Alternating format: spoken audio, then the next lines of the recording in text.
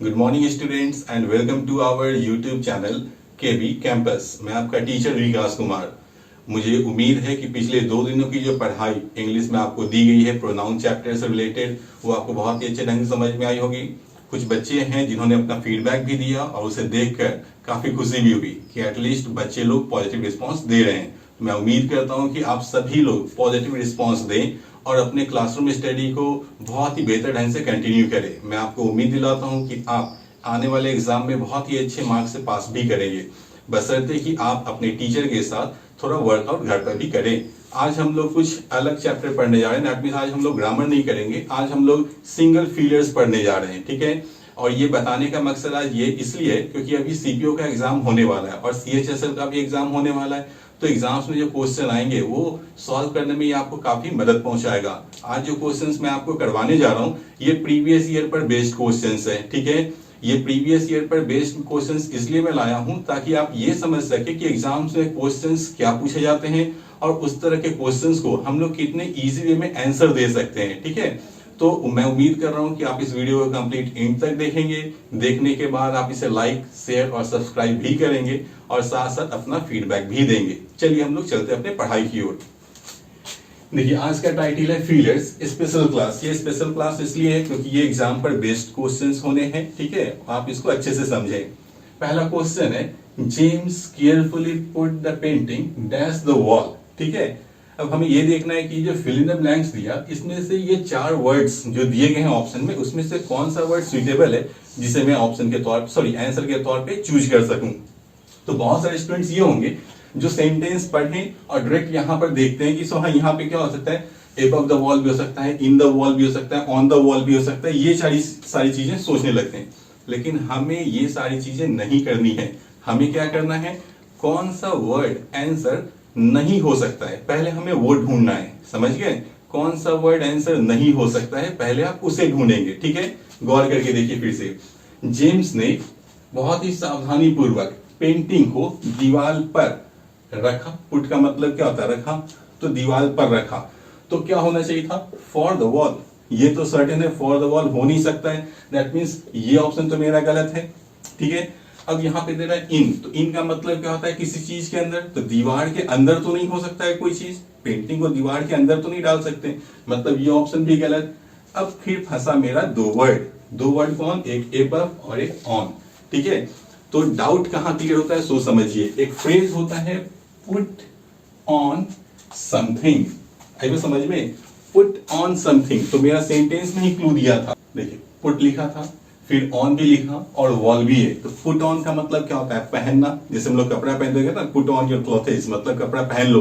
तो यहां भी क्या था, पुट ऑन द वॉल, मतलब क्या है, पेंटिंग को बहुत ही सावधानी पूर्वक उसने दीवार पर रखा। दीवार पर रखा मतलब चित्रकारी की दीवार पर, ये मतलब हुआ, ठीक है। तो मेरा आंसर क्या था, ए। अगर हम एबव लेते तो मतलब क्या निकलता, एबव का मतलब क्या होता है, किसी चीज के ऊपर, ठीक है। तो ये दीवार है मेरा और इसके ऊपर इस तरह से मेरा पोजीशन आएगा, तो क्या ये सही होगा, बिल्कुल ही नहीं, ठीक है। तो मेरा आंसर क्या था, ऑन। नेक्स्ट क्वेश्चन है the boat sails dash the river. जैसे ही रिवर या वेल या सी, ओशियन, इस तरह का क्वेश्चन आता है ना, तो स्टूडेंट सबसे पहले इस चीज पर ध्यान लगाते हैं, इनटू, क्योंकि उनको क्लास में पढ़ाया जा चुका होता है कि इनटू का मतलब होता है बाहर से अंदर जाना, ठीक है। लेकिन फिर हम कह रहे हैं कि एग्जाम में हमें इस तरह से आंसर नहीं लेना है, आंसर कौन नहीं होगा पहले वो देखना है, ठीक है। गौर कीजिए सेंटेंस क्या लिखा, the boat sails dash the river.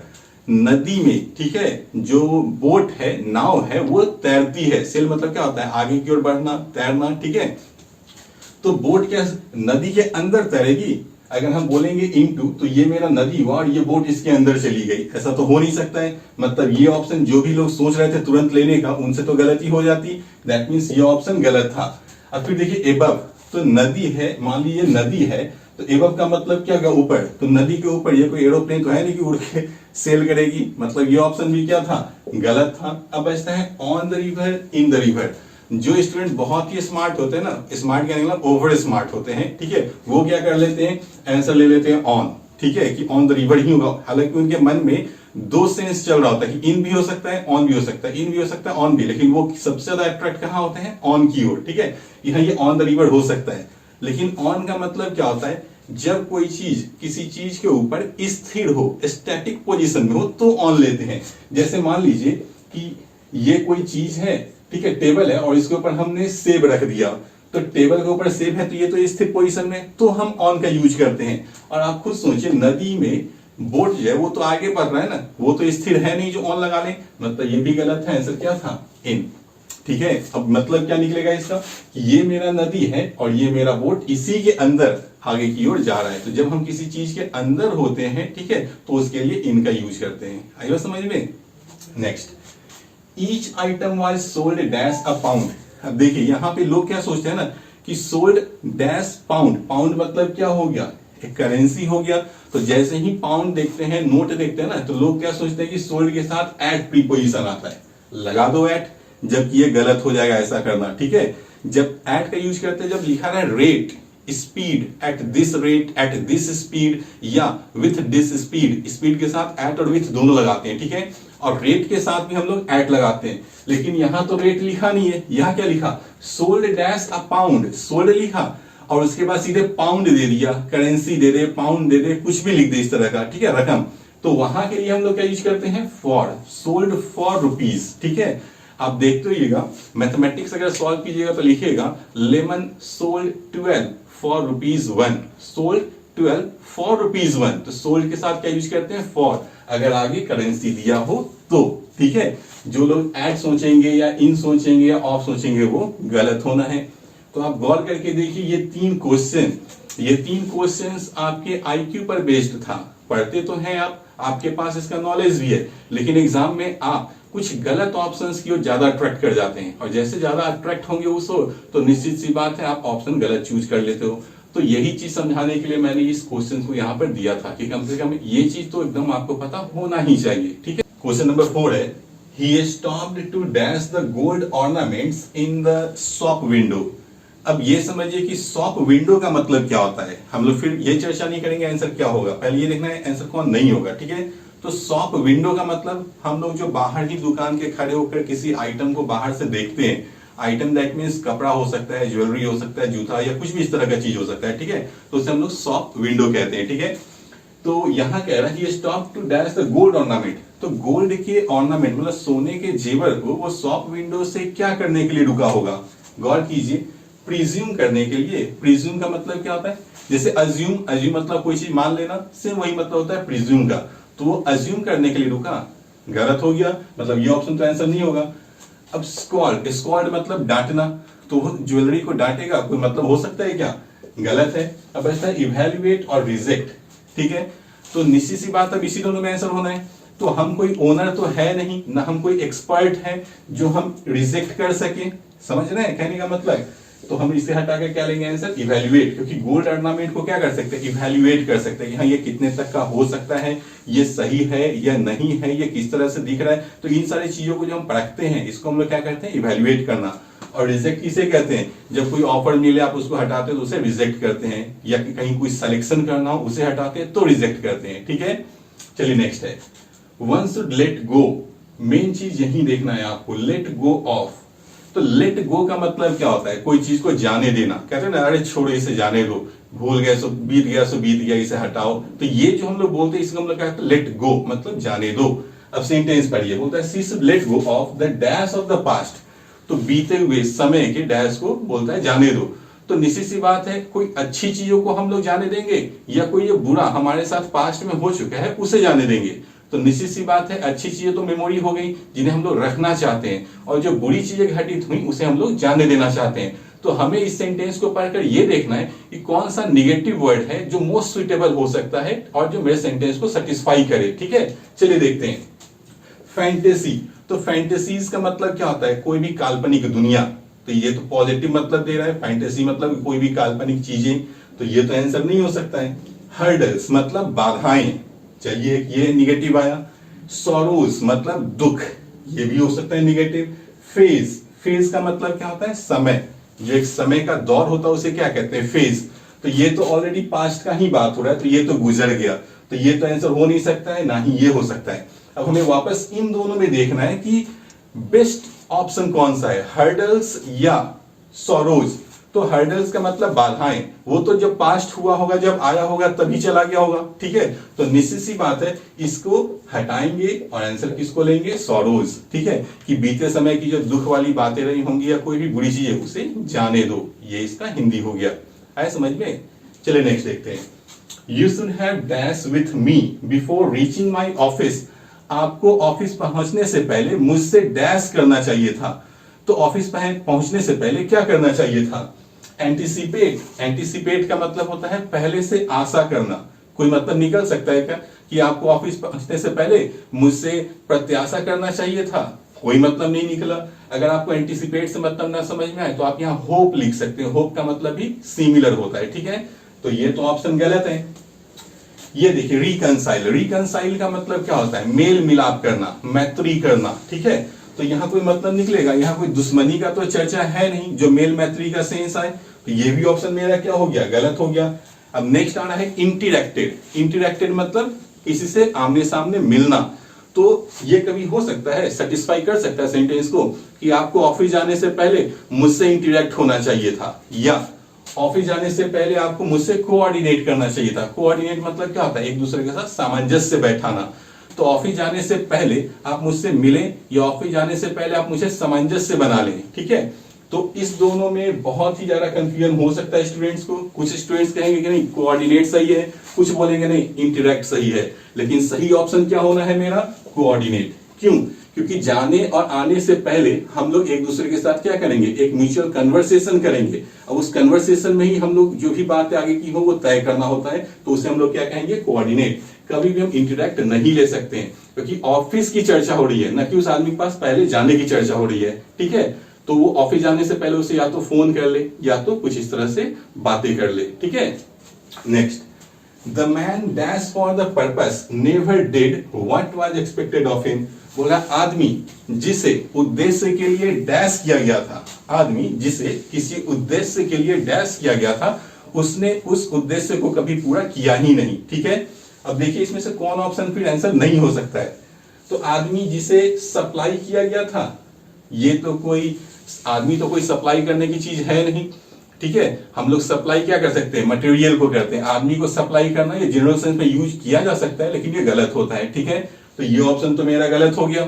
Next दे रहा है फेवर्ड, आदमी को फेवर किया गया। फेवर मतलब क्या होता है, किसी के हित में कोई काम कर देना, ठीक है। तो आदमी जिसे फेवर किया गया, ठीक है, वो उस उद्देश्य को कभी पूरा किया ही नहीं, ठीक है। ये भी गलत हो गया, मतलब आदमी को फेवर किया, गलत। तो मतलब बचता क्या है, साइटेड और एम्प्लॉय। साइट का मतलब क्या होता है, कोई चीज कहना, ठीक है, और एम्प्लॉयड का मतलब किसी को नौकरी पर रखना। तो आप समझ रहे होंगे कि आंसर सही क्या होना चाहिए, आदमी जिसे एम्प्लॉय किया गया, नौकरी पे रखा गया, ठीक है, उसने जिस पर्पस के लिए रखा गया उसने उस पर्पस को कभी पूरा किया ही नहीं। तो आंसर क्या होना चाहिए था मेरा, ए, ठीक है। तो ये सारी चीजें हैं, आपको हर एक वर्ड को बहुत ही क्लोज रिलेट करके देखना होता है सेंटेंस में, तो जाकर एसएससी का पीरियड आपसे सॉल्व होता है, ठीक है। चलिए नेक्स्ट देखते हैं। There was a serious dash between the two brothers, ठीक है, दोनों भाइयों के बीच एक गंभीर डैश हो गया, ठीक है। इस सेंटेंस का ये हिंदी है। अब देखिए आंसर क्या हो सकता है, एबीरेशन। अगर आप वर्ड पढ़ते होंगे वर्ड स्टॉक होगा, ठीक है। ऐसे तो वर्ड्स का क्लास भी आपको दिया जाना है, तो उसमें आपको ये सभी चीजें क्लियर हो जाएंगी, वर्ड्स के मीनिंग्स। एबीरेशन का मतलब होता है भटकाव, रास्ते से भटक जाना। तो यहाँ पे हो सकता है कि दोनों भाइयों के बीच एक गंभीर सा रास्ता भटक गया, कोई मतलब ही नहीं देगा, मतलब ये ऑप्शन तो गलत था। अल्टरेशन, अल्टर, मान लीजिए यहाँ पे हम सिर्फ इतना लिखते हैं अल्टर। अल्टर का मतलब समझते हैं, बदल देना किसी चीज को, कहते हैं ना कभी कभी जाओ इसको अल्टर करवा के ले आओ बाजार से, मतलब बदल कर ले आओ। तो दोनों भाइयों के बीच एक गंभीर बदलाव हो गया, अल्टर हो गया, गलत। एलिटरेशन, एलिटरेशन मतलब किसी चीज को बार बार रिपीट करना, ठीक है। तो यहाँ पे गंभीर रिपीट करना, गंभीर रूप से दोहराना, कोई मतलब ही नहीं आएगा। तो बचता है कि अल्टीमेटली डी। यहाँ क्या लिखा, अल्टरकेशन। अल्टरकेशन का मतलब होता है झगड़ा या विवाद हो जाना, ठीक है। और सेंटेंस का मतलब भी सही निकल रहा है कि दोनों भाइयों के बीच एक गंभीर विवाद हो गया, झगड़ा हो गया, ठीक है। लास्ट है, I know dash certain that he has gone to England. इस क्वेश्चन में देखिए टेक्निकली लोग सोचते क्या है कि नो लिखा, तो नो के साथ जनरली लोग पढ़े होते हैं पैसिव वॉइस में टू लगाना, नहीं तो कहीं पे एक सेंस आता है कि नो के साथ ऑफ लगा लो, ठीक है। तो यहाँ टू तो दिया नहीं, तो लोग सोचते हैं क्या कि ऑफ को प्लेस कर लो। I know of certain that he has gone to England, लेकिन ये गलत हो जाएगा, ठीक है, ये 100% गलत हो जाएगा, क्योंकि ये जितना आसान देखने में लग रहा है उतना आसान है नहीं। ये एक फ्रेजल वर्ब डाल दिया, ठीक है। यहां सही आंसर क्या होगा, नो फॉर। नो फॉर का मतलब होता है सर्टेन, निश्चित तौर से, ठीक है। बाद बाकी no with, no for, no by कोई मतलब नहीं निकलता है, ठीक है। तो ये क्वेश्चन आपसे तब सॉल्व होता है जब आपको इसका एग्जैक्ट फ्रेज याद होता। फिर से समझिए, आई नो फॉर सर्टेन, मुझे निसंदेह, मैं निसंदेह इस चीज को जानता हूं कि वह इंग्लैंड जा चुका है। ये सेंटेंस का हिंदी है। चलिए नेक्स्ट देखते हैं। अब ये जो क्वेश्चंस लिखे गए हैं ये आपको वेराइटी मिलेगा, इसमें आपको वर्ड्स भी मिलेंगे, इसमें आपको ग्रामर्स के भी रूल मिलेंगे और इसमें आपको फ्रेजेस आइटम्स के भी कुछ रूल्स मिलेंगे। तो मकसद ये है कि आप ये समझिए इस क्लास में कि फीलर्स के ढंग से पूछे जाते हैं, तो फीलर्स का कोई एक रूल नहीं होता है, ये वैरायटी पर बेस्ड होता है, ठीक है। चलिए हम लोग इसे करते हैं, फिर बाद में चर्चा करेंगे। लिखा, she dash him angrily because he made the floor dirty with his muddy shoes. उसने उसे गुस्से से डैश किया क्योंकि उसने जो फ्लोर है उसे अपने गंदे जूते से मटमैला कर दिया। यही सेंटेंस का हिंदी है। तो ध्यान ये देना है कि सेंटेंस मेरा यहां लिखा मेड, मेड का मतलब हो गया वर्ब का सेकंड फॉर्म। तो जब मेरा सेंटेंस पास्ट में चले तो उसका रिलेशन भी पास्ट से ही होता है। तो हमें ऑप्शन में जो वर्ड डालना होगा वो भी क्या होना चाहिए, पास्ट फॉर्म में होना चाहिए, ठीक है। चलिए हम लोग ऑप्शन देखते हैं। यहां लिखा है स्कॉल्ड, स्कॉल्ड तो हो गया वर्ब का फर्स्ट फॉर्म, ये हो गया प्रेजेंट, मतलब ये आंसर नहीं होगा। यहां लिखा है स्कॉल्ड्स, स्कॉल्ड्स मतलब V5, ये भी प्रेजेंट हो गया, मतलब ये आंसर नहीं होगा। यहां लिखा है स्कॉल्डेड, स्कॉल्डेड मतलब V2, ये हो गया पास्ट, मतलब ये आंसर होगा। और जब आंसर मिल जाए ना तो दूसरे किसी वर्ड पर दिमाग नहीं लगाना है। अगर आप दिमाग लगाएंगे तो हो सकता है कि आप डाइवर्ट हो जाएं और गलती से गलत ऑप्शन आप चूज कर लें, ठीक है। तो जब आंसर मिल गया तो दूसरे वर्ड को देखना भी नहीं है। चलिए नेक्स्ट देखते हैं। He walked along the road, wondering what dash happened and where all the people had gone. देखिए यहां पर had लिखा मतलब पास्ट और यहां and भी लिखा। तो आप and के एक रूल को समझेंगे कि and के पहले और बाद में रिलेशन हमेशा सेम होता है। तो and के बाद पास्ट टेंस में सेंटेंस बना, तो and के पहले भी क्या होना चाहिए, मेरा सेंटेंस पास्ट में ही होना चाहिए। तो चलिए हम लोग ऑप्शन से आंसर देखते हैं। हालांकि सेंटेंस का हिंदी क्या कर रहा है कि वो सड़क पे चले जा रहा था और इस चीज में वो डूबा हुआ था, या ख्याल कर रहा था या आश्चर्य कर रहा था कि आखिर क्या हुआ, लोग सारे के सारे कहां चले गए। ये सेंटेंस का हिंदी है, ठीक है। चलिए हमें उससे मतलब नहीं, हमें ऑप्शंस पे चलना है। हैड मतलब पास्ट टेंस हुआ, तो इसमें हम लोग जो वर्ड फिल करेंगे वो भी पास्ट का होना चाहिए। यहां देखिए हैज प्रेजेंट होता है, आंसर नहीं होगा। हैव प्रेजेंट होता है, ये आंसर नहीं होगा। अब बचा डिड पास्ट में और हैड पास्ट में। गौर कीजिए यहां क्या लिखा, हैपेंड, हैपेंड मतलब V2 भी हो सकता है और V3 भी हो सकता है।